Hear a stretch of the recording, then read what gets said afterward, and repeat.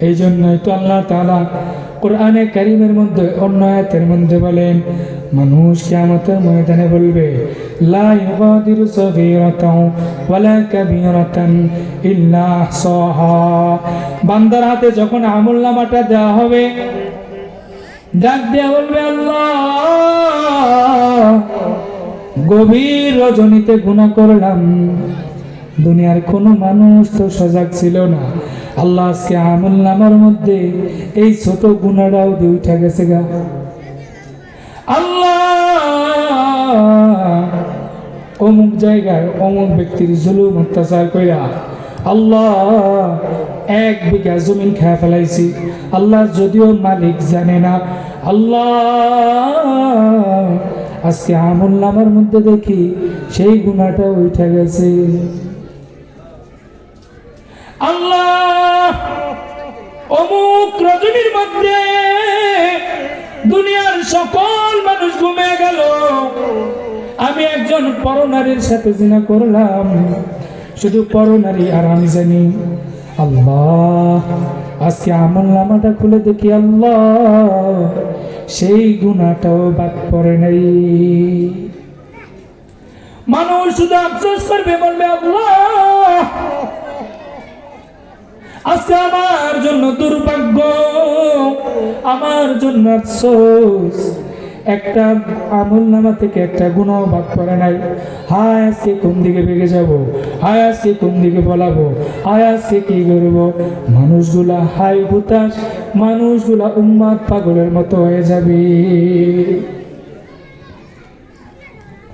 নবীজি সাল্লাল্লাহু আলাইহি ওয়াসাল্লাম একদিন ঘরের মধ্যে কান্না করতেছেন।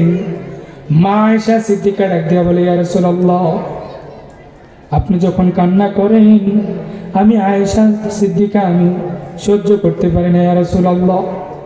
কেননা নবীজি যখন কান্না করতেন মনে হয় চক্ষু মোবারক থেকে ঝর্ণা প্রবাহিত হওয়া শুরু হয়ে গেছে।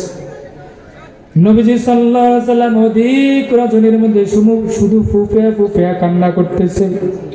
মা আয়েশা ডাক দিয়ে বলে, ইয়া রাসূলুল্লাহ, মনে হয় আমার দ্বারা আপনার কোনো বেয়াদবি হয়ে গেছে ইয়া রাসূলুল্লাহ, আপনি আমাকে ক্ষমার দৃষ্টিতে দেখবেন ইয়া রাসূলুল্লাহ। আমি কি এমন বেয়াদবি করতেছি, কি এমন বেয়াদবি করলাম আপনি এইভাবে কান্না করতেছেন? নবীজি ডাক দিয়ে বলে, হে আয়েশা, তোমার কাছে আমি কোনো এরকম বেয়াদবিমূলক কিছুই পাই নাই, তবে এই মুহূর্তে আমার কাছে কিয়ামতের ভয়াবহ কঠিন পরিস্থিতির কথা আমার মনে পড়ে গেল। ইয়া রাসূলুল্লাহ, কেমন ভয়াবহ পরিস্থিতি?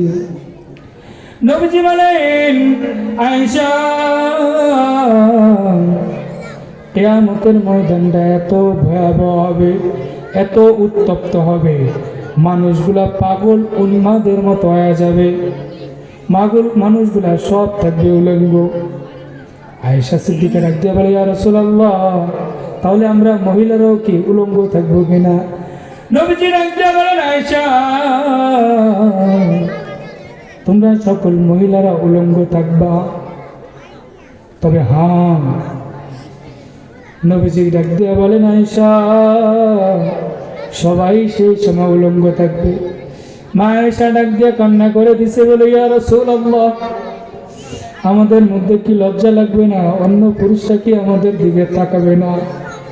নবীজি কান্না করে বলে, আয়েশা, কিয়ামতের ময়দান এত ভয়ঙ্কর, এত উত্তপ্ত হবে, একটা মানুষ কারো দিকে তাকাবে তো দূরের কথা, একটা মানুষ কোথায় আছে সে ওই জ্ঞানে হারিয়ে ফেলবে। এই জন্য নবীজি বলেন, আমার উম্মত সাবধান, আল্লাহ তাআলা তোমাদেরকে পাঠাইছেন ইবাদত করার জন্য, সুতরাং ইবাদত, পরিপূর্ণ ইবাদত কইরা তোমরা আখিরাতের দিকে পাড়ি জমায়ো। আজকে ইবাদতের কথা বলতে গেলে মানুষের মধ্যে আজকে আমরা খাঁটি মুসলমানের কথা বলতে গেলে, তাকওয়ার কথা বলতে গেলে আমাদেরকে যদি চালানো হয়, আপনি দেখেন একটা মানুষ নামাজও পড়ে সুদও খায়, একটা মানুষ নামাজও পড়ে আবার গীবতও করে, একটা মানুষ নামাজও পড়ে আবার ঘুষও খায়, একটা মানুষ নামাজও পড়ে আবার জিনাও করে, একটা মানুষ নামাজও পড়ে আবার সুদের উপরে টাকাও লাগায়, আবার কি করে এই সুদের টাকা দিয়ে হ্যাঁ হজও করে, হ্যাঁ মনে করতেছে আমার জান্নাত ঠেকাই কে। আর আপনি পরিপূর্ণ মুসলমানই তো হন নাই, আল্লাহর লিস্টে আপনি পরিপূর্ণ মুসলমানই তো নাই। আচ্ছা বলেন তো, দুনিয়ার সকল মানুষ যদি আমরা বলি আমরা কেউ নামাজ পড়বো না, আমরা সবাই হারাম পথে চলবো, আচ্ছা বলেন তো আল্লাহ তাআলার কিছু আসে যায়? আমরা যদি নামাজ পড়ি এবং হালাল পথে চলি, আল্লাহ তাআলার রাজত্ব আরো বেড়ে যাবে, তাই তো? আমরা নামাজ পড়লে আল্লাহর রাজত্ব বেড়ে যাবে? কি বলে? আর আমরা নামাজ পড়লে আল্লাহ কি রাজত্ব বাড়বে? আমরা নামাজ পড়লেও আল্লাহর রাজত্ব বাড়বে না, নামাজ না পড়লেও আল্লাহ তাআলার রাজত্ব বাড়বে না, বরং আমরা নামাজ পড়লে আল্লাহ আমাদের উপরে দয়া করবেন। আমাদের মধ্যে তাকওয়া, ভয় ভীতি আজকে কোথায় চলে গেছে? আপনারা দেখেন, তাকওয়া সম্পর্কে যদি বয়ান করি, আমরা কয়জন খাঁটি মুসলমান আছি? দেখেন, আল্লাহর ভয় ভীতি যদি থাকে, ঘরের মধ্যে নামাজ নাই, দেখেন ঘরের মধ্যে কোরআন এখন পড়ে আছে, অনেক বাসায় কোরআন চেক করলে দেখবেন মাওরের বাসায় ধরছে কোরআনের উপরে, কিসে? মাওরের বাসায় ধরছে কোরআনের উপরে।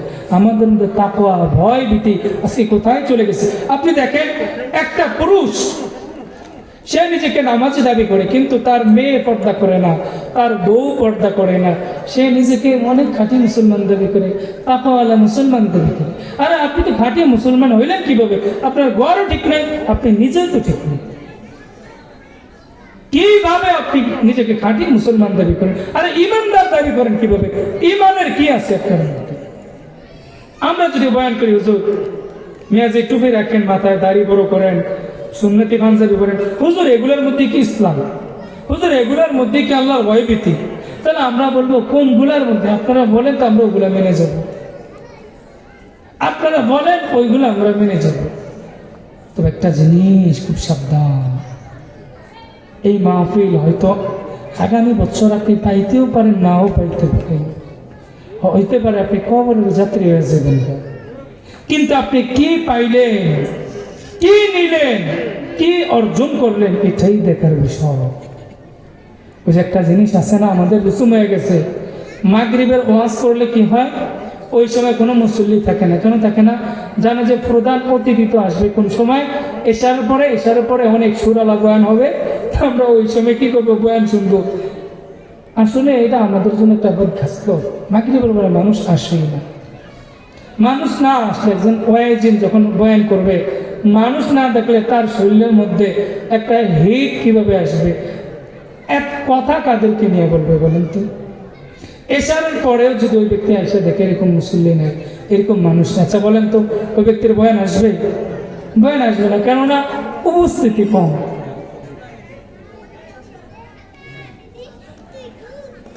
এখনো কত মানুষ এখন ঘোরাফেরা করতেছে, কত ঘোরাফেরা করতেছে, হ্যাঁ আফসোস আমাদের জন্য।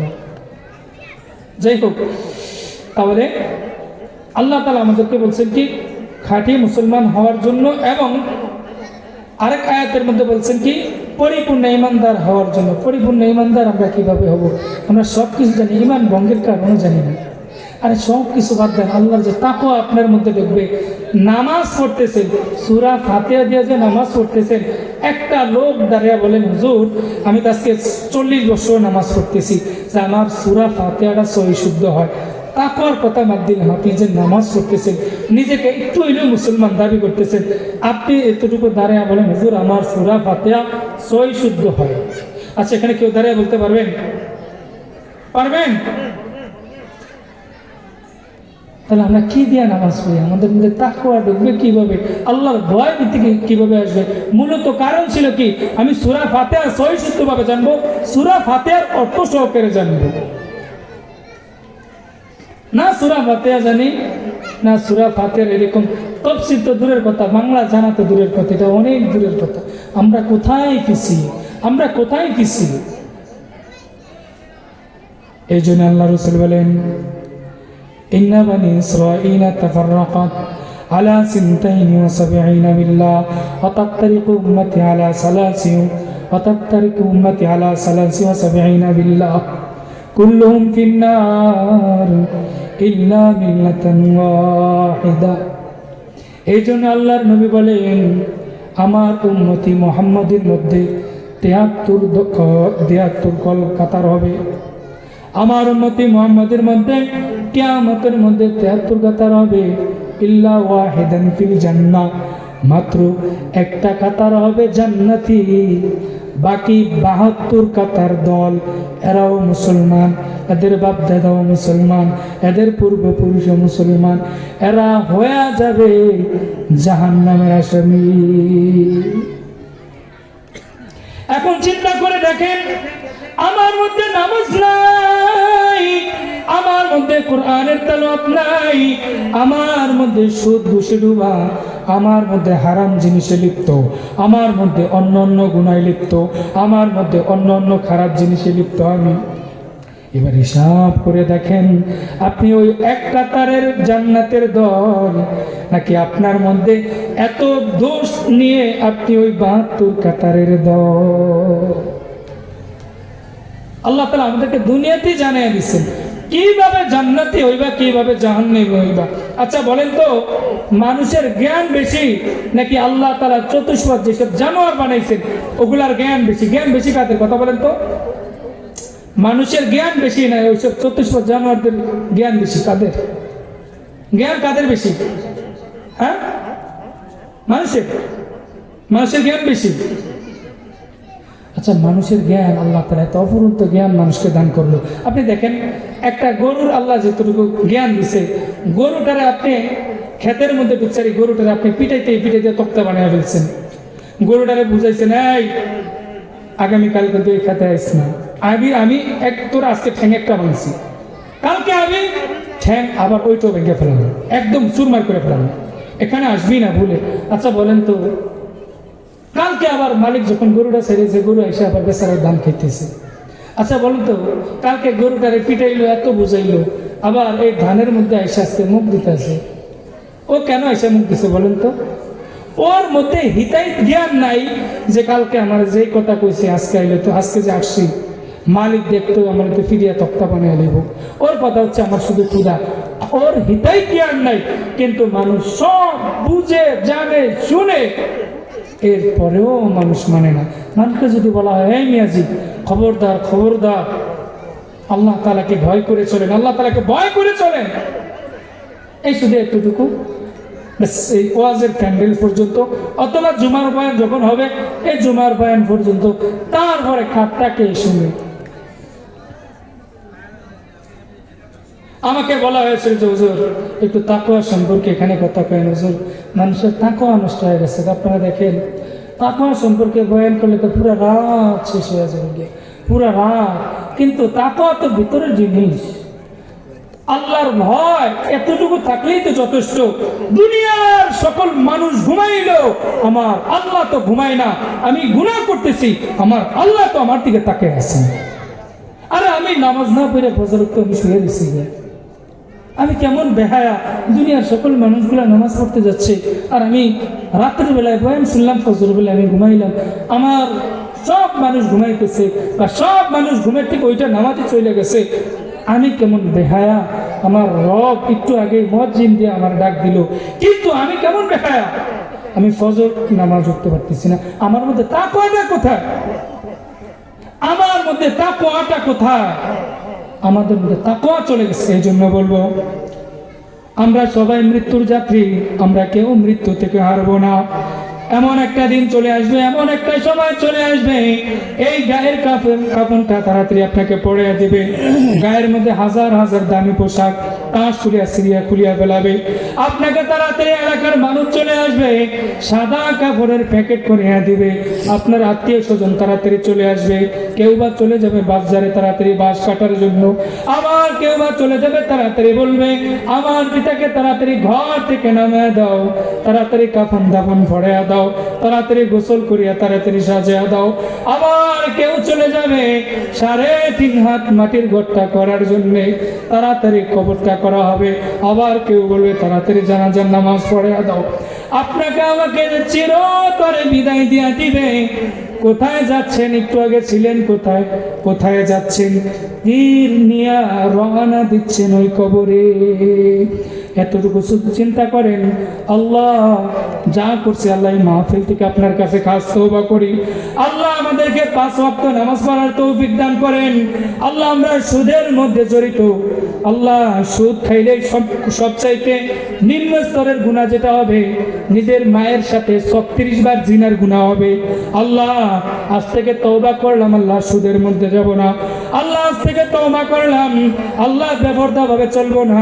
আল্লাহ আজ থেকে তওবা করলাম, আমিও 5 ওয়াক্ত নামাজ পড়বো, আমার পরিবারকেও 5 ওয়াক্ত নামাজ পড়াবো।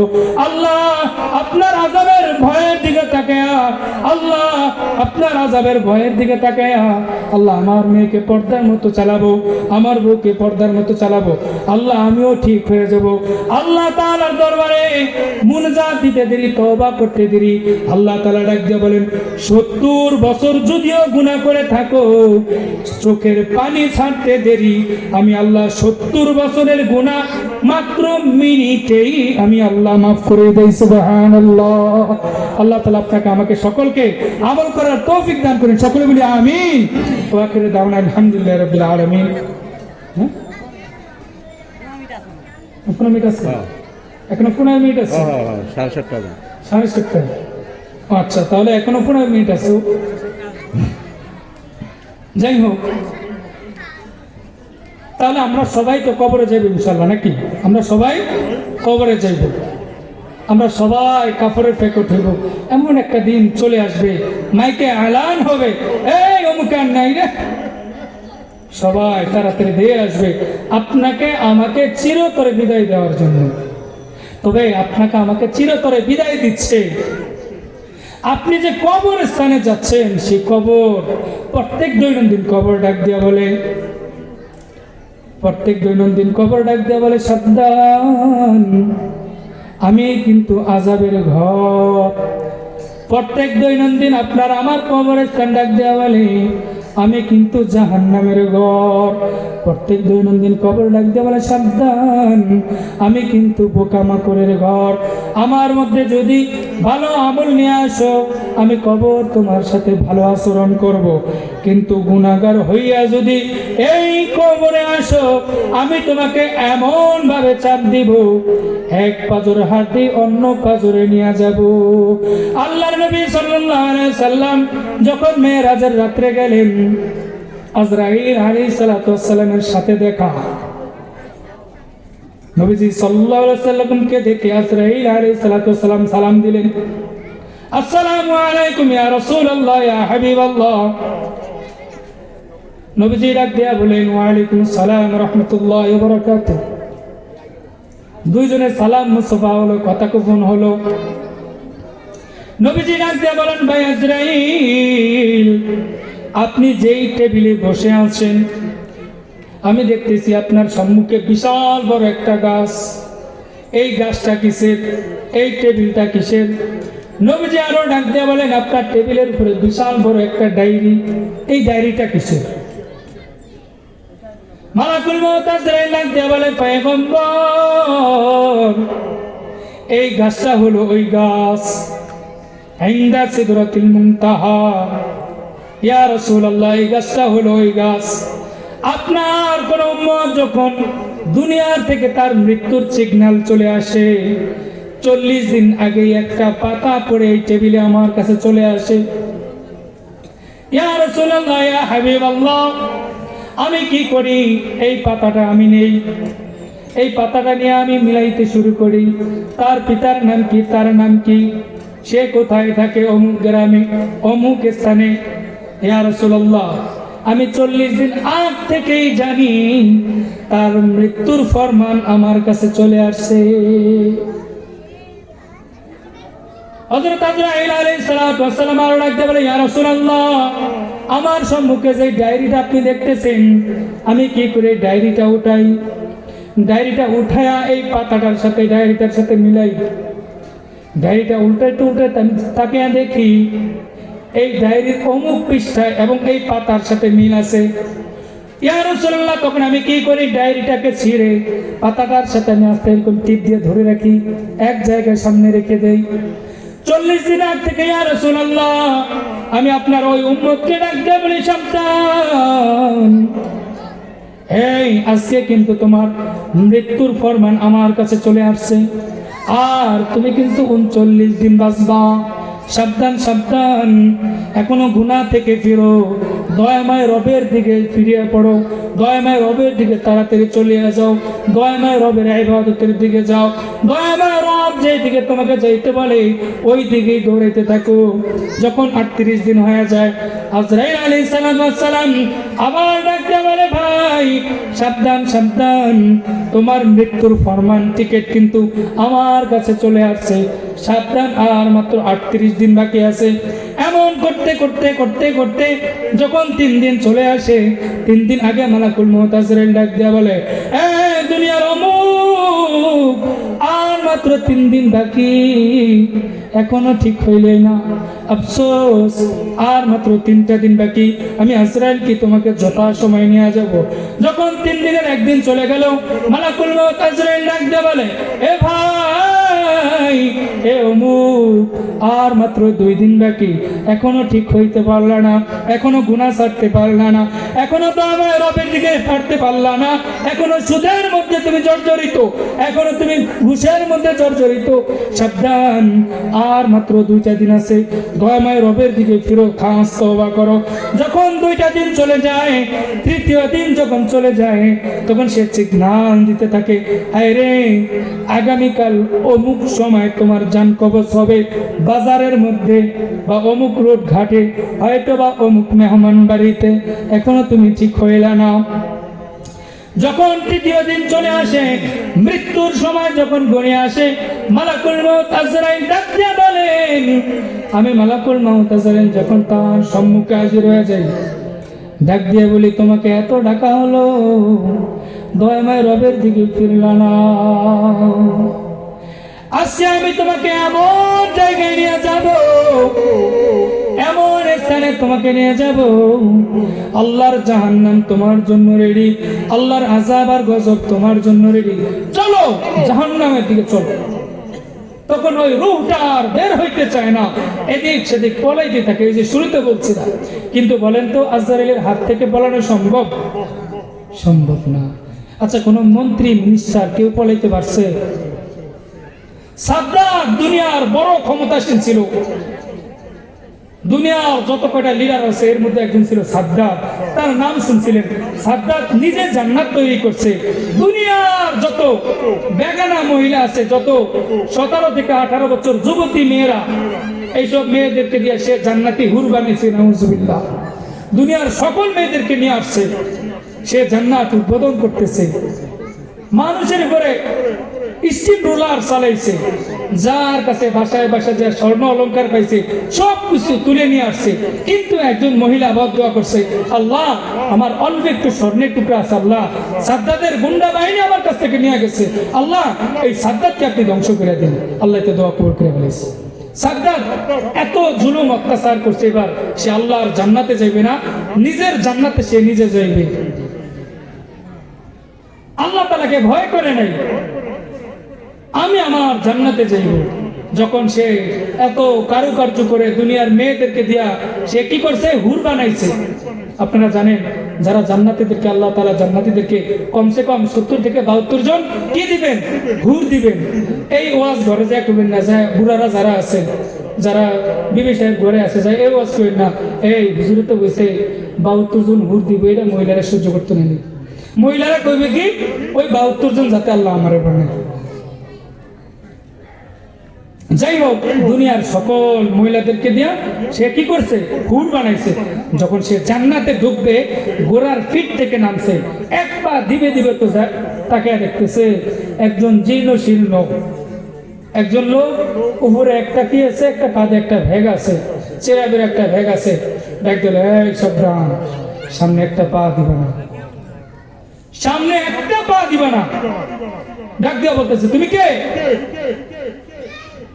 ডাক দিয়া বলতেছে তুমি কে? কই সাদ্দাত, তোমাকে জান্নাতে যাওয়ার ওইরকম পারমিশন দেওয়া হয় নাই, আমি হলাম মালাকুল মউত আজরাইল। তুমি আল্লাহর সাথে পাল্লা দিছো, নিজের জান্নাত বানাইবা, নিজের জান্নাত তৈরি করছো, নিজের জান্নাতের মধ্যে ঢুকবা, আমি মালাকুল মউত রেডি তোমাকে নিয়ে যাওয়ার জন্য আসছি। আচ্ছা বলেন তো, জান্নাতের মধ্যে সাদ্দাত ঢুকতে পারছে? ওই ঘোড়ার এক পা নামাইছে তো নিচে, বেশ জান কবজ করে নিয়ে গেছে। দুনিয়ার কোন মানুষ রাজা বাচ্চা, এটাই বুঝাতে চাইছিলাম, রাজা বাচ্চা দুনিয়ার ক্ষমতাধর কেউ থাকতে পারে নাই। আপনি আমিও দুনিয়ার মধ্যে থাকতে পারবো না। আজ থেকে 100 বছর পরে এখানে হয়তোবা এত বড় মাহফিল হয়েছে, এত কিছু হয়েছে, 100-150 বছর পরে হয়তোবা আগামী যে প্রজন্মের যে মানুষগুলো আসবে তারা মনে করবে যে এখানে কোনো মানুষই ছিল না। দেখেন আজ থেকে 200 বছর আগে যারা মারা গেছে আপনাদের কারোই মনে নেই। আজ থেকে 200 বছর আগে যারা মারা গেছে আপনাদের মনে নেই, কিন্তু আজ থেকে 200-150 বছর পরে আপনারা এখানে যে ওয়াজের প্যান্ডেল, এই কাজ আপনারা যদি উদ্বোধন করে দিয়ে যান, আজকে আপনারা এখানে বসছেন, এইটাও মাহফিলের জন্য একটা সাপোর্ট। আপনারা এখানে অর্থ দিয়ে সহযোগিতা করতেছেন মাহফিলের জন্য, এটাও একটা সাপোর্ট। আপনারা যদি এই মাহফিল জারি করে রাখতে পারেন, যে এই মাহফিল যদি কিয়ামত পর্যন্ত জারি থাকে, আপনাদের অর্থের কারণে, আপনাদের সুপরামর্শের কারণে এখানে কোরআনের আলোচনা করা হবে, এখানে আল্লাহ এবং আল্লাহ রাসূলের আলোচনা করা হবে, এখানে আল্লাহ তাআলার আযাব এবং ভয় ভীতি সম্পর্কে আলোচনা করা হবে। আপনার আমার সাহায্য সহযোগিতায় যদি আল্লাহ তাআলা আপনাকে আমাকে কিয়ামতের ময়দানে মাফ করে দিতে পারবে। কেন? আল্লাহ তাআলা একটা উসিলা তো নেই ওখানে কোরআনের ময়দানে, এই কি করে একটু কমে দেন, আল্লাহ তাআলা আপনাকে আমাকে মাফ করতে পারে। কেন মাফ করতে পারে জানেন? বলবে রে আল্লাহ তাআলা বাহানা খুঁজবেন কিয়ামতের ময়দানে, এই ওই জাহান্নামের দিকে যাইতেছে কিন্তু বারবার পিছনের দিকে তাকায়, কর আমলনামাটা চেক কর। তো ফেরেশতারা চেক করে দেখবে আল্লাহ এর আমলনামার মধ্যে কোনো ভালো কিছুই দেখা যাচ্ছে না, কি আল্লাহ অনেক গুনাহ করছে। আল্লাহ তাআলা ডাক দিয়ে বলবে এই দেখতো আমলনামার মধ্যে কিছু আছে কিনা। আল্লাহ অমুক জায়গায় মাহফিল হয়েছে সেখানে সে অর্থ দিছে, আল্লাহ সাপোর্ট করছে, আল্লাহ সেই মাহফিলটা অনেক দিন পর্যন্ত জারি ছিল। আল্লাহ তাআলা ডাক দিয়ে বলবেন এই মাহফিলে কি হয়েছে? আল্লাহ যদিও আপনি আলিমুল গায়ব, আপনি দেখছেন সেখানে মানুষ আয়সা ফাঁকির মতো বসে বসে কোরআনের আলোচনা শুনছে, আল্লাহ আপনার ভয় ভীতি সম্পর্কে, আল্লাহ আপনার আযাব সম্পর্কে মানুষ বসছে কান্না করছে, আপনার কাছে খাস তওবা করছে। আল্লাহ তাআলা ডাক দিয়ে বলবেন যা ওই এখানে বসছে, এই জন্য আমি মাফ করে দিলাম। সুবহানাল্লাহ। আর আরেকটা গুনাহ আল্লাহ তাআলা যেটার ব্যাপারে ওয়াদা করছেন আল্লাহ এই গুনাহ মাফ করবেন না, সেটা হলো সুদ সম্পর্কে। সবাই হাত উঠান, বলেন আল্লাহ আজ থেকে ওয়াদা করলাম আমরা আর কেহ সুদ খাবো না, সুদের ধারে কাছেও যাব না। সুদের গুনাহ, নিজের মায়ের সাথে 36 বার জিনার গুনাহ,